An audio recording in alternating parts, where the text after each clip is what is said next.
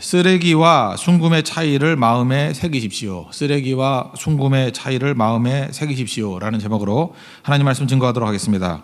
오늘 본문은 말씀에 사로잡힌 사람의 삶의 태도를 보여주고 있습니다. 우리가 이 땅에 믿는 사람만 따로 모여 사는 것이 아니라 섞여 살아가고 있죠. 믿는 사람과 믿지 않는 사람, 또 하나님께 순종하는 사람과 불순종하는 사람이 이렇게 섞여 살아가고 있습니다. 이 섞여 살아갈 때 하나님 백성의 생명력, 탁월성이 어떻게 드러나는지 그 지침이 되는 말씀들을 우리 살폈으면 좋겠습니다. 명제로 설명하겠습니다. 첫째는 말씀은 항상 옳다. 이거 붙들어야 된다는 거예요. 말씀은 항상 옳다. 제 주변에 보니까 음악하는 그 사람들을 중심으로 이런 말 되게 많이 쓰는 것 같아요. 예를 들어서 어떤 분이 냉면을 한 그릇 먹어서 그냥 맛있다 그러면 될 건데 평양냉면은 항상 옳다. 이게 무슨 뜻이에요? 을밀대 가서 먹었는데 그냥 맛있다 그 얘기예요. 또 어떤 분은 역시 그 음악하는 분들은 이렇게 많이 여행을 다니는가 봐요. 그죠? 해운대는 항상 옳다. 보니까 그래. 해운대는 갈 때마다 기쁨을 주더라. 그런 표현이에요. 근데 사실 이게 뿌리가 어딘지도 모르고 이렇게 쓰고 있죠. 이 뿌리는 성경의 표현이에요. 그죠? 하나님은 항상 옳다. 항상 의로우시다 그 뜻이거든요. 여호와는 언제나 의로우시다. 그 말씀은 언제나 옳다. 사실 이 세상에서 말하는 그 명제는 틀린 명제죠. 이게 자기 상태에 따라서, 입맛에 따라서, 계절에 따라서 항상 옳지는 않겠죠. 그죠? 그럼에도 불구하고 하나님께 쓰는 표현을 그냥 갖다 붙이니까 되게 멋있어 보이는 거죠.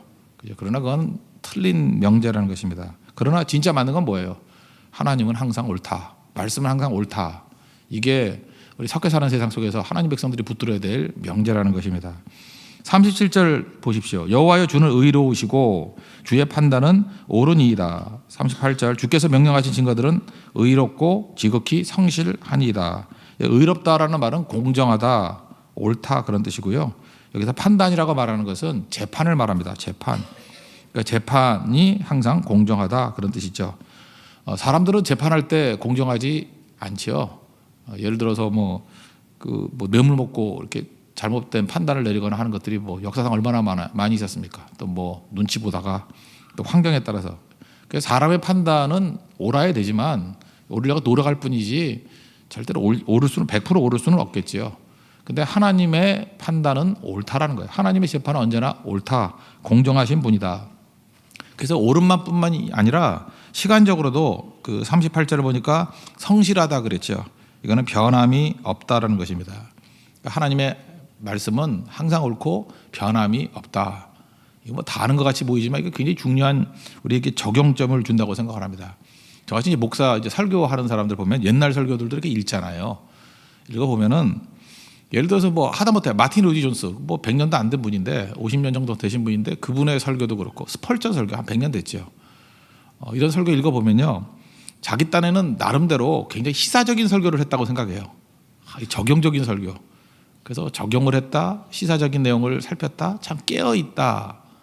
지금 보면 웃겨요. 지금 그 보통 사람이 판단하는 것만으로도 판단을 못해요. 왜냐하면 그 시대 속에 살고 있기 때문에. 그거 아니었거든요. 그게 중요한 것도 아니었고 별것도 아니었던 거. 그때 굉장히 중요한 논쟁이 가운 어떤 거 입느냐 이런 거였고 지금 우리가 그 가치도 없죠. 중세 때는요. 하나님은 전능하신 분이기 때문에 바늘 끝에 천사가 몇 명 올라갈 수 있느냐 그거 갖고 논쟁을 했어요. 그죠? 이렇게 물리적인 한계를 하나님이 만드셨기 때문에 하나밖에 안 된다. 아니다. 하나님은 전능하신 분이기 때문에 천사들이 발을 뾰족하게 만들어 가지고 다 올릴 수 있다. 어떤 사람은 영적인 존재이기 때문에 그죠? 얼마든지 올라갈 수 있다. 지금 여러분들 이런 논쟁이 우리에게 가치가 있어요, 없어요? 아무것도 없는 거죠. 근데 그 당시에는 시사적인 거, 어떤 그 현학적인 거 이런 것들을 살펴주면 되게 뛰어나다고 생각을 했다고요. 근데 지나고 보면요 그런 거는 다 스킵해버리고 말씀 풀어놓은 것만 지금도 가치가 있어요. 그건 동일하게 능력이고요. 마치 어제 증거하는 말씀을 오늘 듣는 것 같은 그런 싱싱함이 있다는 것입니다. 전 그래서 옛날 목사님들 이게 설교 쭉 들어보면서 깨닫게 되는 게 되게 많아요. 그게 바로 뭐냐면 말씀 붙들어야 영원히 지속된다는 거예요. 성도들도 마찬가지예요. 지금 5년 지나고 10년 지나고 남는 거는요. 시사적인 얘기들 아닙니다. 정치적인 얘기들 아니고요.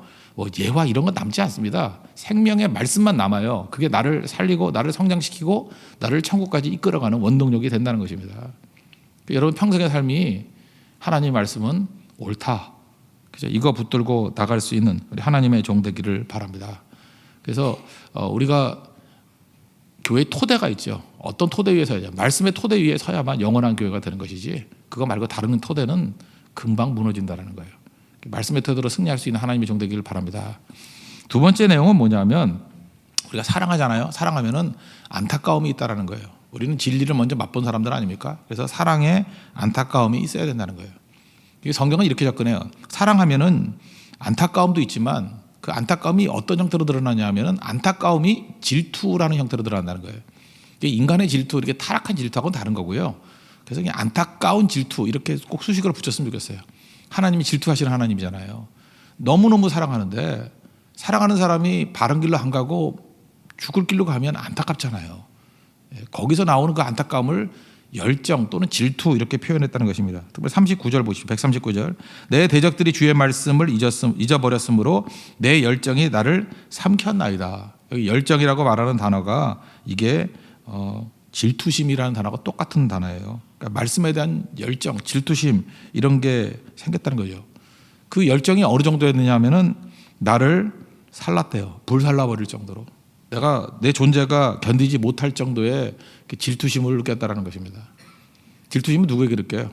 우리 사랑하는 사람들이 하나님 말씀으로 안 올 때 좀 분노심이 생기는 거 있잖아요. 왜 저러다가 지옥 가면 어떡해? 저러다가 넘어지면 어떡해? 그래서 여러분들 자녀들에 대해서 부모님이 제일 화가 나죠. 왜 화가 나요? 제대로 안 가면 부모님들은 알잖아요. 웬만큼 저렇게 가면 안 된다는 거.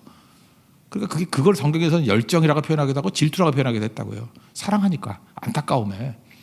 그러니까 막 어떤 때 격한 말도 하기도 하고 그러죠. 돌아와야 된다고.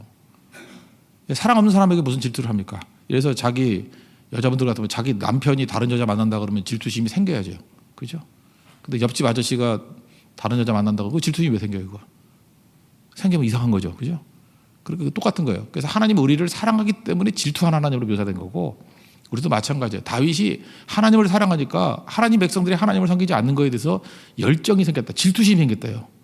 이걸 아시죠? 그 질투심은 두 가지가 있다니까요. 하나님이 사랑하는 거, 하나님이 옳다라는 전제, 또 하나는 백성들이 그 옳은 거를 저버린 것 때문에 나오는 안타까움. 사랑하기 때문에, 백성들 사랑하기 때문에. 그래서 예수 믿는 사람들은요, 이런 열정이 다 있어야 된다는 것입니다. 내가 진짜 중요한 거를 깨닫잖아요. 그런데 고통받고 있는 걸 보면은 안타까움이 있어야죠. 그걸 성경은 질투라고 표현한다니까요. 하다못해 어떤 분이요, 어떤 분이라고 말하면 제 친구분이 한 분 계시는데, 어떤 교수님이에요. 이번 주에도 오셨죠, 우리게. 오셨는데 이게 머리카락이 없었어요. 저보다도 더 서로 더 없다 그랬는데 하여튼 많이 없었어요. 근데 어디서 이렇게 뒷머리를 빼가지고 이식을 했어요. 사진도 한번 보여주고 싶은데 이게 프라이버시 문제가 있지만 정말 열대 우림이 됐어요, 머리카락이. 그리고 그 주일에는 일부러 막 이렇게 차랑차랑 내리고 왔더라고요. 그분은 두 가지를 증거하고 다녀요. 복음을 증거하고 다니고 머리 이식을 증거하고 다녀요. 제가 알기로는 그 주변에 있는 사람 한 40명 정도 이식했어요. 지금도 뭐 저 만나거나 또 우리 교회 또 아는 분이 박민식 집사인데 만날 때마다 이식하라고.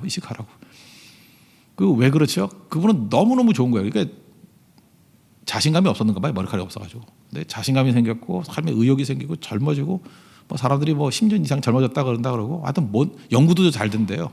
그러니까 자기 삶에서 진짜 복음을 접한 거예요. 그죠? 그러니까 멀쩡한 사람들 보고 머리카락만 쳐다보고 다니는 거예요. 그래서 그 시술해지는 의사하고 너무 많이 데리고 오니까 단골이 돼가지고 반값에 해주고 막 그런다 그러더라고요. 그 비즈니스인지 모르겠지만 하여튼 그러고 다녀요 지금. 제가 그때 그걸 보면서 이런 생각을 했어요. 뭐 틀리다 맞다의 문제보다도 한 사람이 진심으로 좋은 거를 경험하고 나니까 안타까움이 생기는구나. 그죠? 자기 주변에 사랑하는 사람들과 안타까움이 생겨가지고 저렇게 증거하는구나. 저는 이게 머리카락에 관심이 없고요. 내가 복음 증거할 때 저런 마음이 있나. 그래서 딱 볼 때 예수 그리스도를 알지 못하는 백성들의 말로를 아시잖아요. 그죠? 불쌍하죠. 우리 사랑하는 사람들, 우리 가족들, 우리 주변에 있는 사람들, 우리 성도들. 근데 막 넘어지면 그거 안타깝지 않습니까? 저러면 저거 안 되는데. 그래서 하나님 앞에서 그걸 갖고 지금 외치는 거예요. 그 안타까움 가지고 그들이 살 수 있는 유일한 길이 뭐냐 하면은 그게 말씀이라는 거예요. 그냥 말씀으로 다시 이렇게 세워 줘야 된다라는 거죠. 그래서 39절 보십시오. 내 대적들이 주의 말씀을 잊어버렸으므로, 여기서 대적은요 원수란 뜻이 아니고 자기 주변에 있는 사람 가운데 나를 대적하는 사람들. 어떤 때는 여러분 예수 못 믿게 하는 거 아버지가 나를 대적할 수도 있잖아요. 어머니가 대적할 수도 있고, 어떤 때는 남편이 나를 대적할 수도 있고, 아내가 나를 대적할 수도 있고, 심지어 자녀들이 교회 가지 말라고, 믿음 생활하지 말라고 막 대적하는 경우 있죠. 성교 못 보내고. 그 대적이에요. 사랑하는 사람의 대적. 대적들이 주의 말씀을 잊어버렸으므로 내 열정이 나를 삼켰나이다. 저기 말씀을 대적하면 안 되는데, 말씀과 반대편에 서 있으면 안 되는데, 말씀 편에 와야 되는데, 우리 온 가족이 다 말씀 편에 와야 되는데 왜 말씀과 잠깐 대적하지? 그래서 질투심이 생겼다는 거예요. 열정이 생겼다. 얼마나 가슴 아픈 일입니까? 그러니까 하는 일이 뭐겠어요? 그 기도하고 말씀을 신기겠죠. 말씀의 가치가 얼마나 높은지 140절을 보십시오.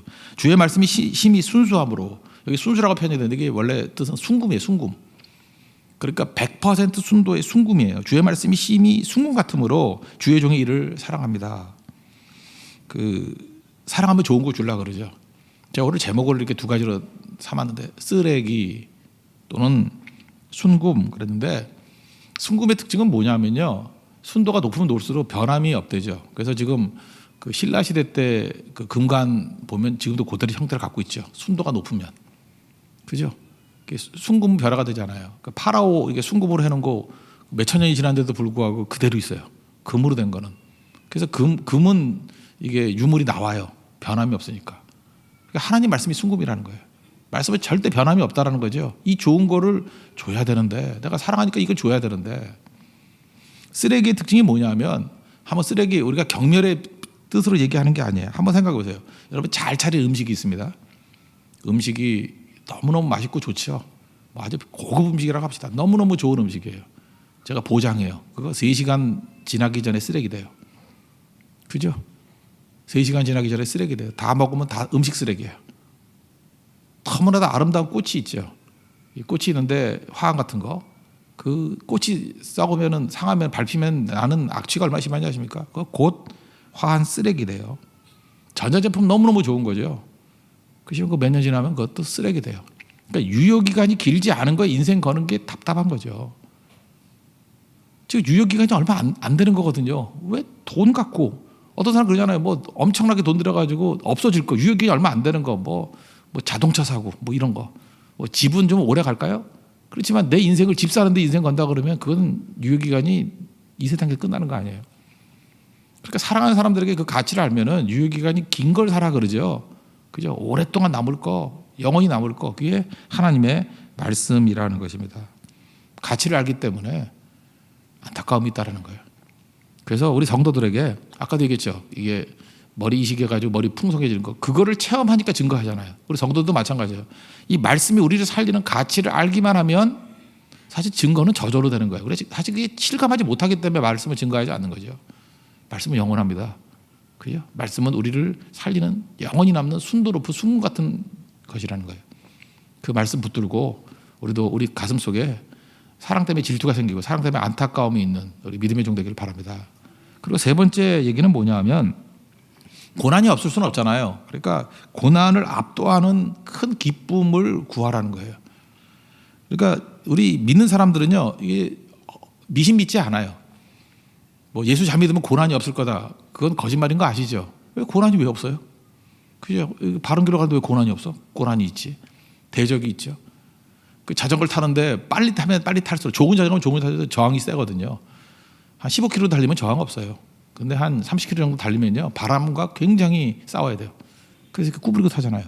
바람 저항 때문에. 하다못해 헬멧도요, 좋은 거는 그 에어로다이나믹이라 그래서 이렇게 공기 저항을 없애는 쪽으로 만든 헬멧이에요.